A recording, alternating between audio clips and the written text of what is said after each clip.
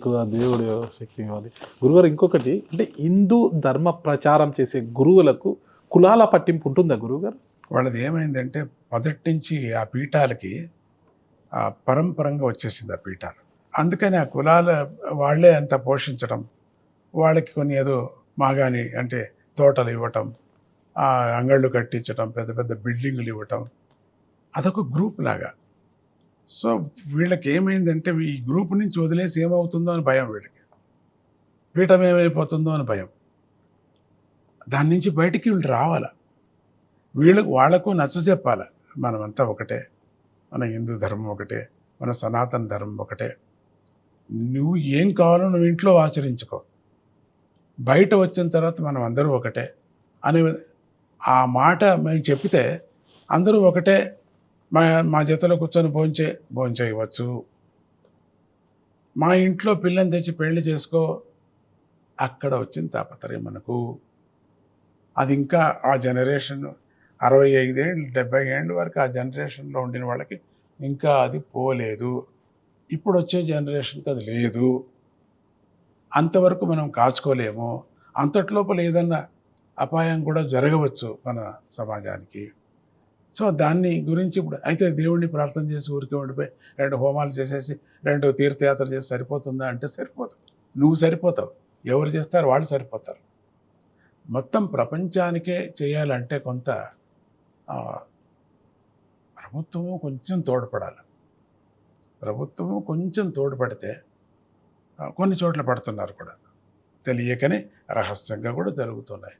అప్పుడు హిందూ ధర్మం, ఈ ఆచారం ఇవన్నీ కూడా దాని నుంచి బయటకు వచ్చారు. చాలామంది వస్తున్నారు, స్వాములు లేరని అనద్దండి.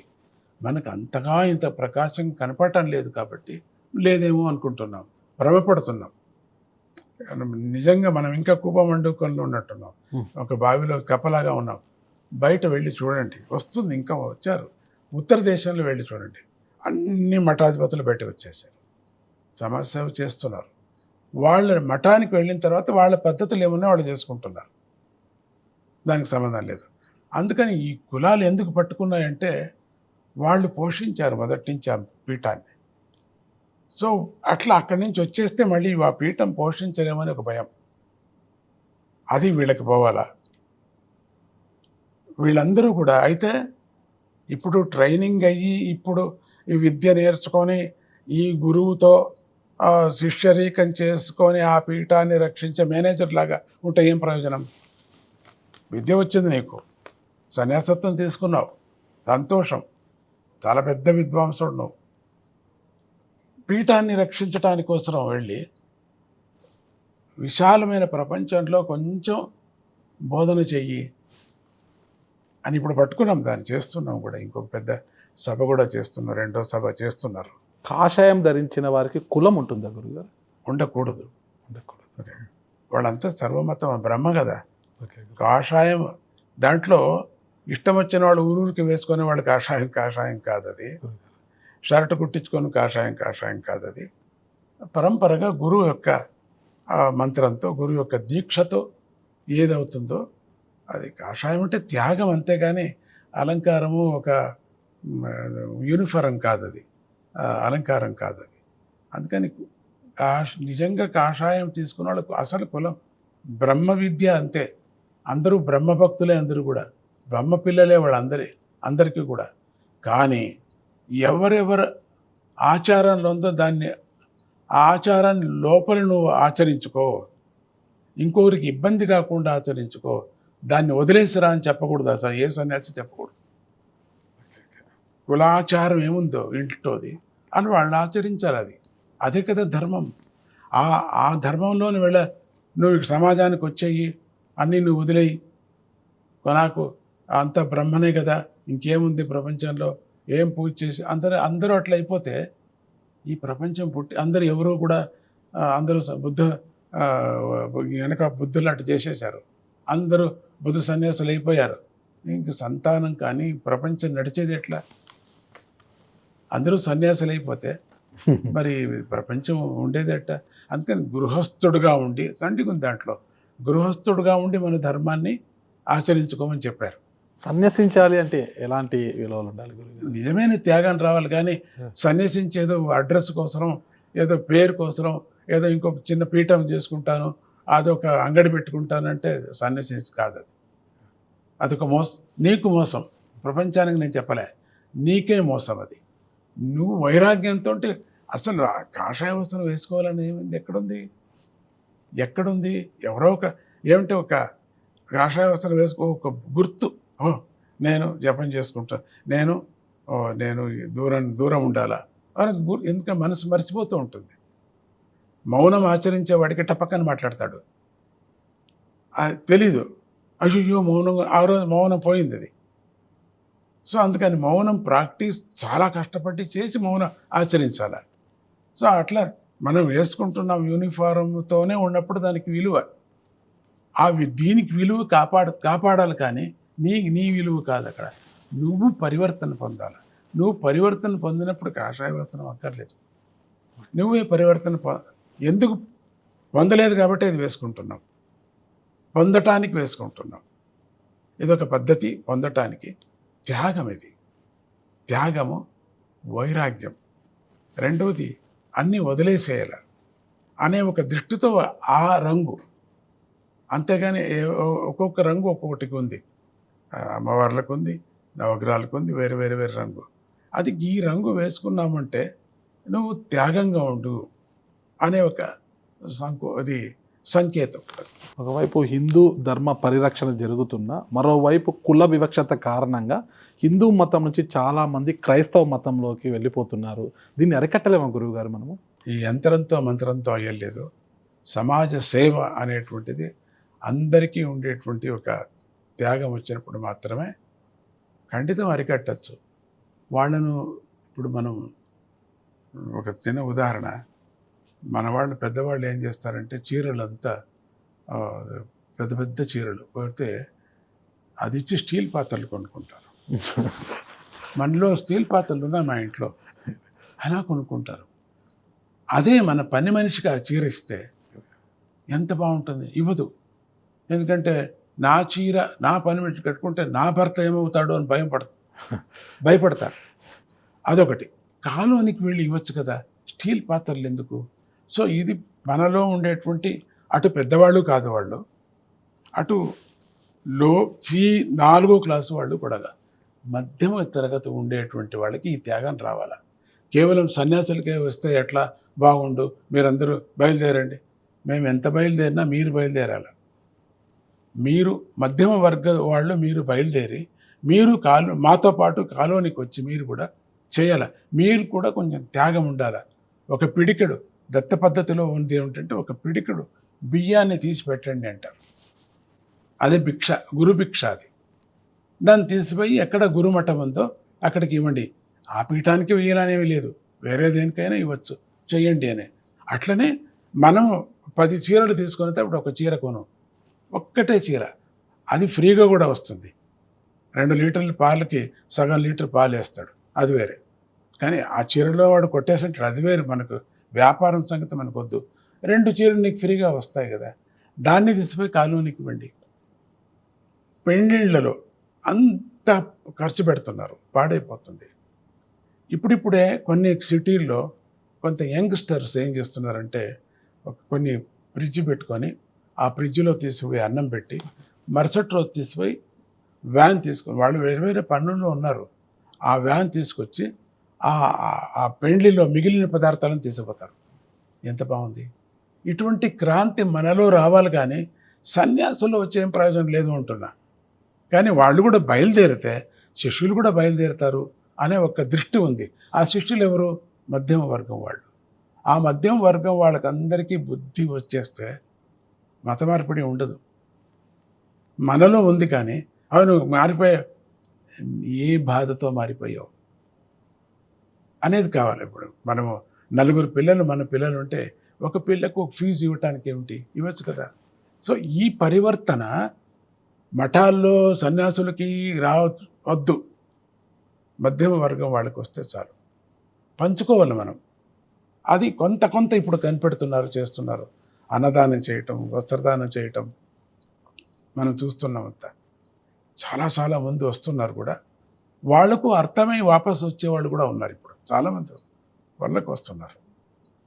ఇప్పుడు దత్త జయంతికి ఒక 200 మంది వస్తున్నారు. घर वापस आया అని వాళ్ళకి బొట్టు పెట్టడం, ఒక శ్లోకం చెప్పడం, అందరికీ ఒక్కొక్క చీర ఇవ్వటం, పంపించడం. వాళ్ళు హాయిగా ఉన్నారు వాళ్ళు. సో అందుకని మనం మత మార్పిడిలో స్వాములు చేరుకోవాలా. మధ్యం వర్గం వాళ్ళు, పెద్దవాళ్ళకి వద్దులేండి, నేను వదిలేశాను. మధ్యం వర్గం వరకు ఈ ఇద్దరూ చేరుకుంటే పెద్దవాళ్ళు కూడా వస్తారు దారికి, చిన్నవాళ్ళు కూడా వస్తారు దారికి. ఇది మత మార్పు వచ్చి రావాలంటే మన ఇద్దరం బయలుదేరాలి. మీ ఆజ్ఞ స్వామి, మీ ఆజ్ఞ గురుగారు. ఈ దత్తపీఠం ఆశ్రమంలో మరో అద్భుతాన్ని కూడా నేను చూశాను గురుగారు. వచ్చి రాగానే చూస్తే కార్యసిద్ధి ఆంజనేయ స్వామి గుడి. ఆంజనేయ స్వామి గుడులు చాలా ప్రతి చోట కనిపిస్తుంటుంది స్వామి, కానీ ఇక్కడ ఒక ప్రత్యేకత ఉంది. ఆకాశ ఆంజనేయ స్వామి, భూలోక ఆంజనేయ స్వామి, పాతాళ పంచముఖ ఆంజనేయ స్వామి. అంటే ఒకే చోట 3 రకాల ఆంజనేయ స్వామి విగ్రహాలను ప్రతిష్ఠించారు. అంటే దాని యొక్క విశిష్టత ఏంటి గురుగారు? అసలు ఒకే చోట దశకంఠుడు రావణ్ణి సంహార చేయటం, భూ ఆంజనేయుడు ఆయన శతకంఠ రావణ్ణి సంహారం చేయటం, ఆకాశంలో ఉండిన రావణుడు, పాతాళంలో ఉండేటువంటి రావణుని మైరావణ సంహారం చేయటం. అదే ముగ్గురు రావణులే వీళ్ళు. వీళ్ళకి సంబంధాలు లేకపోయినా మహత్తరమైన రావణులు ఈ ముగ్గురు కూడా. ముగ్గురు అన్నతమ్ముళ్ళలాగా యుద్ధ భూమిలోనే ఈ పాతాళ ఆంజనేయ స్వామిని సంహారం చేశాడు ఆంజనేయ స్వామి. అదొకటి. తర్వాత యుద్ధంలో మీకు తెలుసు, రావణుడిని రాముడు సంహారించి ఆ సమయంలో విట్నెస్గా హనుమంతుడు ఉండటం, అదొకటి. మధ్యలో ఉండేది. పైన ఉండేది అయిన తర్వాత, ఇంకేం పట్టాభిషేకం అయిన తర్వాత ఆ రావణుడు గలాట చేశాడు. అందుకని అక్కడికి వెళ్ళి ఇద్దరూ కూడా వెళ్ళి సంహారం చేసిన సందర్భంలో సీత కూడా వెళ్ళింది, జతలో వెళ్ళింది. రాముడికి మూర్ఛ వచ్చింది, లక్ష్మణుడు కూడా మూర్ఛ వచ్చింది, మిగతా వాళ్ళందరూ మూర్ఛపోయారు, ఎవ్వరూ లేరు. కానీ అక్కడ రక్తబీజాసులాగా వాడిది. ఒక రక్తం పడితే ఆ రక్తం నుంచి 1000 మంది రావణులు పుడతాడు. ఆ రక్తం పడితే చాలు 1000 మంది రావణులు. దీన్ని ఎంతమందిని సంహారం చేసేది? రాముడు, లక్ష్మణుడు అలసిపోయారు, హనుమంతుడు కూడా అలసిపోయారు. ఏమిటి ఇట్లా ఉంది? అప్పుడు సీతమ్మవారిని అడుగుతాడు, నువ్వు మామూలు అమ్మ కాదు, నువ్వు ఇప్పుడు రక్షించకపోతే ఎట్లా? ఆవిడ మహాకాళి రూపం తీసుకొని తన ఆకాశంలోనే తన నాలుకను పరిచేసి కిందికి రాకుండా ఆ రక్తం అంతా పడిన తర్వాత దాని మీదే పడేటట్టుగా చేసింది. ఆ విశ్వరూపాన్ని చూశాడు హనుమంతుడు. తర్వాత తన విశ్వరూపాన్ని చూపించాడు స్వామి. అట్లా అమ్మవారు అక్కడ కూర్చొని, హనుమంతుడి మీద కూర్చొని అక్కడ యుద్ధం చేసి వాడిని శతకంఠ రావణ్ణి సంహారం చేయటం జరిగింది. ఇది అందుకని 3 రావణులు మనం చూసినప్పుడు ఇక్కడ ఆధ్యాత్మిక దృష్టితో మనం స్వామిని కొలిసేటప్పుడు మధ్యలో ఉండే రావణ్ణి మనం కొలిసే అన్ని సంసార బాధలు ఉండేటువంటివన్నీ నివృత్తి అవుతాయని, కింద రావణ్ణి మనం భజించేటప్పుడు నీకు తెలియకనే చేసిన మానసిక పాపాలన్నీ పోతాయి అని అక్కడ జరిగిందే. అట్లా రహస్యంగా వచ్చి రాముడు లక్ష్మణుడిని చంపాలని చూశాడు, అది జరిగింది, అది పోతాయి. ఇక పైన ఉండేటువంటి రావణ్ణి సంహారం ఎట్లా అయిందంటే, అమ్మవారు నీకు సరస్వతి మాతగా జ్ఞానాన్ని నీకు ఇస్తుంది అనే ఒక దృష్టితో. రెండోది హనుమంతుడు ముందు బ్రహ్మ. ఆయన హనుమంతుడు చిరంజీవి, ముందు బ్రహ్మ అవుతాడు. కాబట్టి అక్కడ విశ్వరూపాన్ని మళ్ళీ ఒకరికొకరు చూసుకున్నారు, అమ్మవారికి హనుమంతుడు చూసుకున్నారు. అందుకని ఆ స్వామిని ఎవరు కొలుస్తున్నారో వాళ్ళకు జ్ఞానభిక్ష కలుగుతుంది అని చెప్పేసి, జ్ఞానము ఆరోగ్యము కలుగుతుంది అని చెప్పేసి కానీ 3 ఆంజనేయ స్వామిని పెట్టడం జరిగింది. మంచి స్వామి. ఇప్పుడు మన హిందూ ధర్మం ప్రకారము శివకేశవులు ఇద్దరు కూడా మనం భక్తితో పూజిస్తాం స్వామి. కొన్ని ఆలయాలు దాక్షరం వెళ్ళని ఇటీవల నేను శ్రీకాళహస్తిను, శివకేశవులు ఇద్దరు కూడా ఒకే ఆలయంలో ఒకే ప్రాంగణంలో కొలువై ఉన్నారనమాట. కానీ మనలో కొంతమంది విభేదాలు ఉన్నాయి స్వామి. అంటే విష్ణువే దేవుడు, ఈశ్వరుడు కాదు. అసలు చెప్పాలంటే కొంతమంది రామేశ్వరంలో రాముడు అసలు శివుణ్ణే పూజించలేదు అని ఇట్లా భేదాలు ఉన్నాయి స్వామి. అంటే శివకేశవులు ఇద్దరు ఒకటే కదా, అంటే వేరువేరు అయినా కూడా ఇద్దరు దేవుళ్ళే కదా, ఈ భేదం ఎందుకు స్వామి? భేదం ఎందుకు వచ్చిందంటే వాళ్ళ యొక్క గొప్పతనాన్ని చాటుకోవటానికి ఎవరినైనా ఒకరిని దూషించాల్సిందే, లేకపోతే వాళ్ళ గొప్పతనం బయటికి రాదు. యుద్ధం చేసేటప్పుడు ఒకరిది ఏదైనా ఒకటి చూడాలి. ఉమ్. శంకరనారాయణ ఇద్దరు ఒకటే. శివకేశవులు భేదం చేయకూడదు, అనకూడదు కూడా, మహాపాపం వస్తుంది కూడా అనే వాళ్ళు కూడా ఉన్నారు. శంకర భగవత్పాదులు అందుకే కదా ఆయన అవతారం చేసి షణ్మతాల్ని 6 మతాల్ని ఒక చోట చేర్చారు.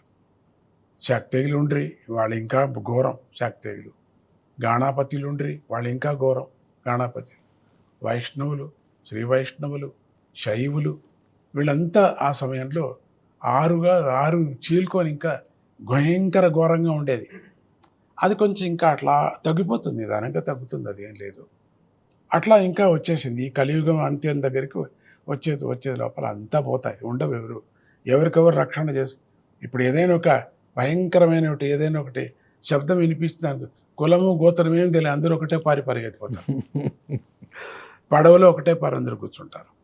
పట్టణాలు తీసి వచ్చినటువంటిది అందరూ ఒకే పంచుకొని తింటారు, లేక తీసుకొనైనా తింటారు. అప్పుడు కులము భేదము ముట్టుకోవటము అవంతా లేదు. శివుడు విష్ణువు అనే ప్రశ్న లేదు. కలియుగం వస్తున్నది, తాపత్రయాలు అవుతాయి, అప్పుడు అందరూ కలిసిపోతారు. శివుడు లేదు, ఏమీ లేదు. ఈ చెప్పటానికోసం ఎంతో మహాత్ములంతా కష్టపడ్డారు. శంకర భగవత్పాదులు చాలా కష్టపడ్డారు. అన్ని చిన్న వయసులోనే భూమి అంతా తిరిగి వాళ్ళందరినీ ఒక చోట చేర్చారు. ఆయనకి ఎన్ని పరీక్షలు పెట్టారో తెలియదు. అటువంటి పరీక్షల్లో అంతా గెలిచి స్వామి ఆ షణ్మతాలను ఒకటి చేర్చారు. చేరకపోతే ఇంకా ఘోరంగా ఉండేది, ఇంకా స్పీడ్గా ఉండేది. ఈ స్పీడ్ తగ్గుతుంది, అదొక నమ్మకం మనకుంది. అందుకని ఇక్కడ శివుణ్ణి ఆరాధన చేసేటప్పుడు అక్కడ కింద ఉండేది బ్రహ్మ, ఒక పాణిఘట్టం, మధ్యలో ఉండేది విష్ణువు, తర్వాత శివుడు. అది తెలుసు అందరికీ కూడా. తెలిసినప్పటికి కూడా నా శివుడిదే, అంగళ్ళు వ్యాపారం లాగా ఇది, నా శివుడిదే, నా తత్వం వేరే, మీ తత్వం వేరే, అట్లా చెప్పుకుంటే కదా. నా రుచి వేరే, నా హోటలు, నా రుచి వేరే, అట్లా చెప్తే కదా. ఇది ఆంతరాత్మంగా ఖండితంగా తప్పు కాదు. ఇది వీళ్ళు చేసుకునేటువంటి వాళ్ళు గోడ నిర్మించుకున్నారు. వాళ్ళు గోడ నిర్మించుకొని వాళ్ళకు వాళ్ళు గెర వేసుకొని వాళ్ళకు వాళ్ళు ఇంతే నాది ఇంతేనే, వేరే లేదు ప్రపంచం, దీన్ని నుంచి వెళ్ళొద్దండి మీరు. ప్రతి మతంలో ఉంది. నా దేవుడినే కొలుసు, లేకపోతే నరకము మరి స్వర్గము అని మాట్లాడుతున్నారు. పైగా నీది లేదంటున్నారు, నీ దేవుడు లేదంటున్నారు, నా దేవుడు మాత్రమే అంటున్నారు. ఇది మాయ. ఇది మనం ఇద్దరు సరిపోతుంది, సరిచేయటానికి వీలు లేదు. అది అట్లా జరుగుతుంది. దానికి కాలమే చూసుకుంటుంది. రామేశ్వరంలో శ్రీరాముల వారు ఈశ్వరుని పూజించారా స్వామి? అన్ని కల్పాలు వేరే ఉన్నాయి. ఓకే. కొన్ని కల్పాల్లో లేదన్నారు, కొన్ని కల్పాల్లో ఉందని. ఏ కల్పం ఎవరు పట్టుకుంటాడో వాడికి అది అంతే.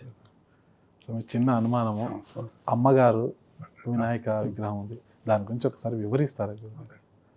అమ్మగారు అంటే జయలక్ష్మి మాత, నా గురువు ఆయనే, ఆవిడే నా గురువు. ఆయన గురువు దత్తాత్రేయుడు, ఆమె గురువు. అట్లా పరంపరంగా వాళ్ళు సంగీతంలో యోగంలో వాళ్ళు ముందు వచ్చిన వాళ్ళకి స్వామి జన్మించారు. అటువంటి జగన్మాత 9 ఏళ్ళ లోపలే అమ్మవారు నాకు ఉపదేశం చేసి నీకు ఒక పాషాణం దొరుకుతుంది అని, ఒక రాయి పాషాణం దొరుకుతుంది, ఆ రాయిని దగ్గర పెట్టుకుని వారు. ఎప్పుడు దొరుకుతుంది, ఎక్కడ దొరుకుతుంది ఏం చెప్పలేదు అని అంటూ ఉపదేశం చేసింది. హనుమంతుడి దగ్గరే వెళ్ళి ఉపదేశం చేశారు నాన్నగారు కూడా. ఆ బొమ్మేపర్తిలో ఆ సంజీవని హనుమంతుడు ఉన్నాడు కదా, ఆలయం, ఉమ్మడి అనంతపురం జిల్లా రాప్తాడు నియోజకవర్గం. తెలుస్తుంది కదా మీకు, వెళ్ళి అడగండి హనుమంతుడిని, ఏం స్వామి మీ దగ్గర ఉన్నారా అని. అక్కడ ఉపదేశం జరిగింది నాకు. అమ్మగారు కూడా అక్కడే చేస్తుంది. అందుకని అమ్మ నాకు గురువు. అమ్మనే సంగీతం నేర్పించింది. అమ్మనే నాకు ఇవన్నీ సూత్రాలు చెప్పి 12 సూత్రాలతో నేను బతుకుతున్నాను. అదే జీవితం ఉన్నది. ఆ అమ్మ గణపతిని నువ్వు పట్టుకో అని చెప్పింది అంతే. ఉపదేశం చేసేటప్పుడు స్వామి ఉపదేశం చేసేటప్పుడు స్వామి అగ్నిలో కనపడి నేను తొందరగా దొరుకుతా నీకు అని, అంతే. అది అంతటితో అయిపోయి ఆ 11 అయిపోయింది. 12వ సంవత్సరం 13, 14వ సంవత్సరానికి ఒక పాషాణం దొరికింది. అంటే ఒక రాయి. ఆ రాయిలో శబ్దం వచ్చేది, ఓంకారం. దాన్ని చెవిలో పెట్టుకొని, ఈ చెవిలో పెట్టుకొని వింటూ అన్ని విధాలమైనటువంటి పాఠాలు నాకు దాని నుంచి వచ్చాయి. సో అది గణపతి నాకు గురువు గారు. అమ్మ అయిన తర్వాత గణపతిని ప్రత్యక్ష, అందుకని గణపతి సచ్చిదానంద అని పేరు పెట్టేసుకున్నారు. గణపతితో శ్రీ ఉండే. గణపతి సచ్చిదానంద స్వామిజీ గారు. అందుకని అమ్మవారిని పుట్టు అంటాం, ఆ, దీన్ని గమ్ అంటాం. పుట్టు గమ్ అనేటువంటి ఓకే, ఓకే, దాంతో అంత ప్రచారం జరిగింది కొన్ని రోజులు. ఓకే. అందుకని ఇక్కడ 3 పెట్టుకోవటం జరిగింది.